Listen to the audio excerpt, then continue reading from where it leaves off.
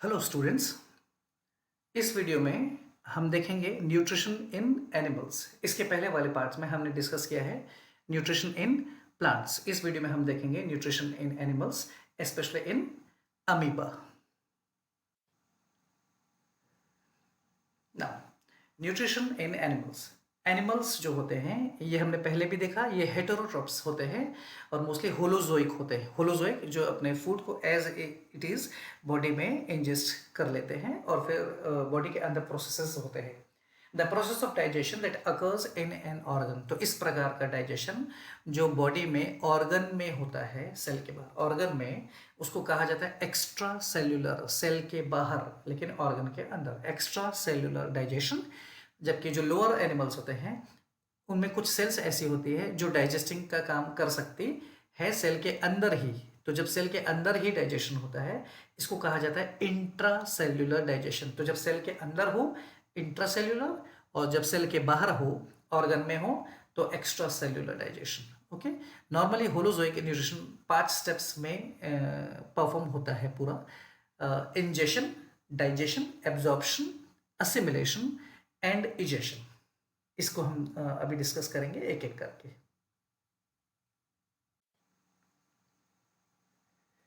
ये है एक common diagram, one of the favourite diagrams इसीलिए स्टूडेंट्स का, क्योंकि इसको बनाना बहुत आसान है।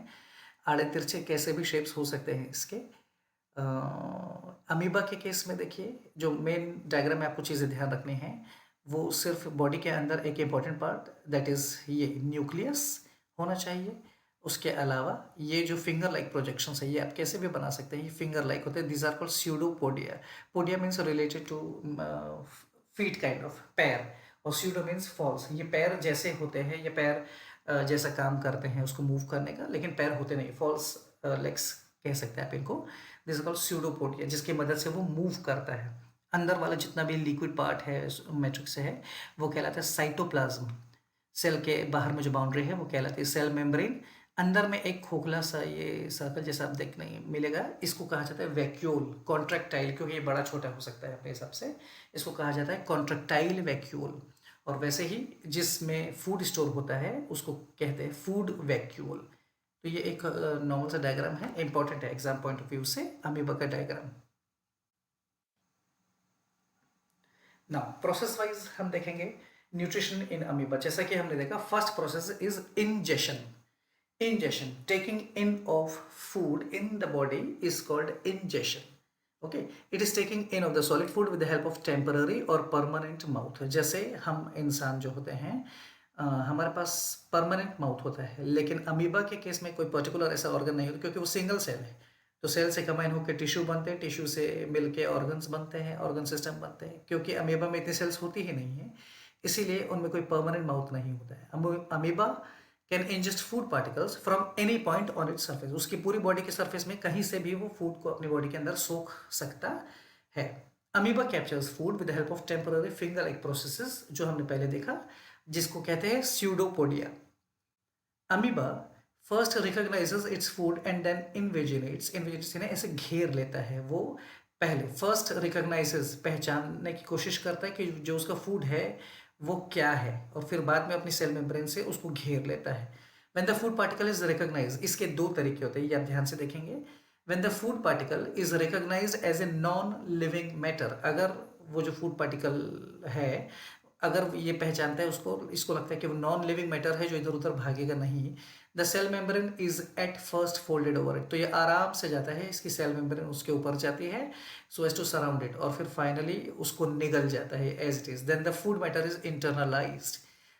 The whole process is called circumfluence. इस पूरे प्रोसेस को याद रखिए, नॉन लिविंग मैटर में जो तरीका होता है इसको कहा जाता है सरकमफ्लुएंस। आपने पहले भी पढ़ा होगा, सरकम का मतलब होता है घेरना या बाउंड्री। सर्कल के केस में आपने सुना होगा सरकमफ्रेंस, बिल्कुल वैसे ही यहाँ पे, क्योंकि अमीबा उसको घेर के खा लेता है, इसको कह लेते हैं सरकमफ्लुएंस।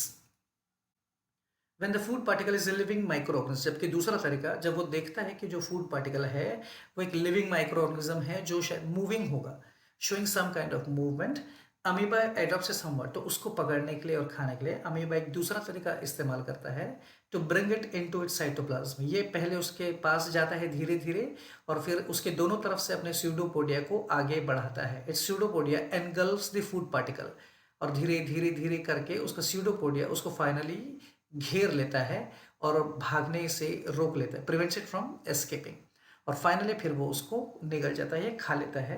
द एंटायर प्रोसेस, इस प्रकार के तरीके को जिसमें वो लिविंग बींग को इस प्रकार से घेर के खाता है, इस प्रोसेस को कहते हैं सर्कमवेलेशन। तो ये दोनों चीजें आप ध्यान रखेंगे, circumfluence in case of non living particle and circumvallation in case of living organisms.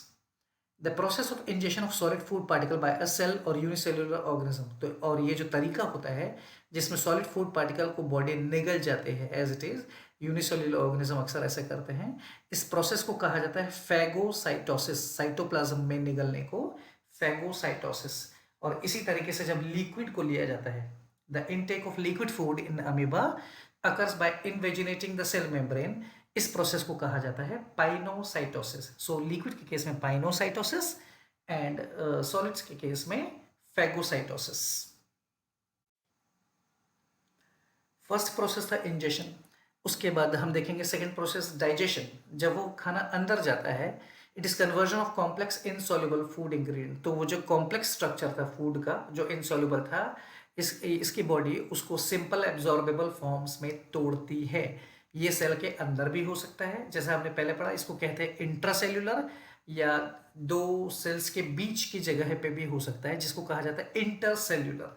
आप इसको ऐसे ध्यान रखेंगे, जैसे दो क्लासेस के बीच में आपकी कोई कंपटीशन होता है तो इंटर क्लास बोलते हैं। तो इंटर मीन्स दो क्लासेस के बीच में, बिल्कुल वैसे ही दो सेल्स के बीच में हो तो इंटरसेल्युलर, और एक ही सेल के अंदर ही अंदर हो जाए तो इंट्रासेल्युलर।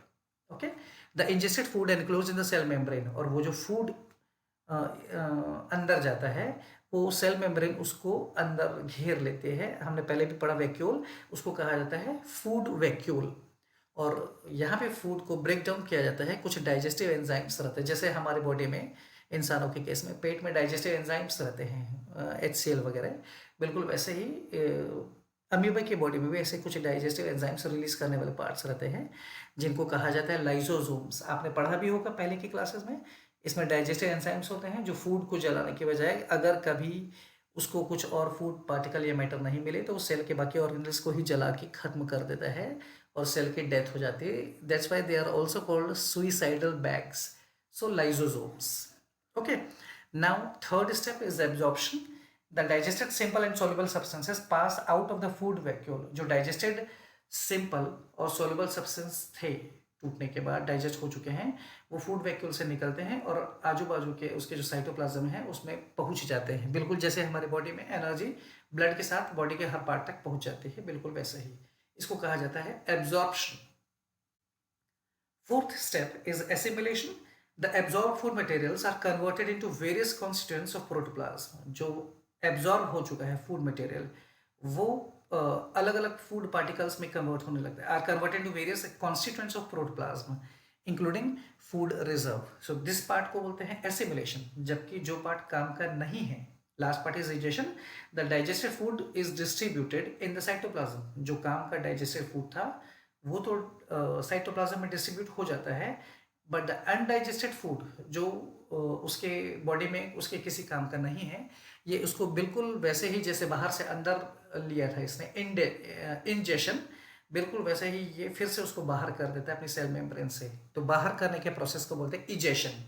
सो बेसिकली आप देखेंगे कि इस प्रोसेस को एक्सोसाइटोसिस भी बोलते हैं। आप थोड़ा सा ध्यान से नाम देखेंगे, साइटो मीन साइटोप्लाज्म से रिलेटेड, और क्योंकि ये उसको साइटोप्लाज्म से बाहर कर रहा है इसलिए एक्सोसाइटोसिस। सो ये था अमीबा के केस में 5 steps: ingestion, digestion, absorption, assimilation and egestion.